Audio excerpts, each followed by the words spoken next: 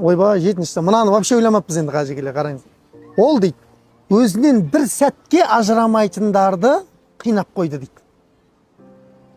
Кім ол? А? Әне тапты. Екі жақтағы екі періштені қинап қойды дейді. Ол күнә істеп жатқан кезде ол жазылады ғой, білесіздер ме? Жазылады ғой. Аузыңнан уф десең уф, туф десең туф, бәрі жазылады ғой. Ол өзінен бір сәтке ажырамайтындарды зиянға ұшыратты деген сөзі, жақсылықтың періштесі бар ғой, жақсылық жазатын. Ол бірден жазады. Жамандықты жазатын періштесі күтеді екен ғой. Күттіріп қояды екен мынаусы.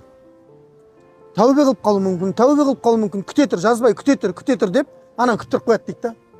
Соңында ол қиналып барып, тәубе қылмағаннан кейін жазады дейді. Хадистерде келеді, неше сағатқа дейін тұратындығы жайында. Бірнеше сағат бойы ол жазбайды, күнә істеген кезде бірден жазбайды ол. Иә, сауапты жазып қояды бірден. Көрдіңіздер ме? Сонда оны күтіп тұрады да, ақырында мынаны да қинайды жазба деген, анау да амал жоқ не істейді?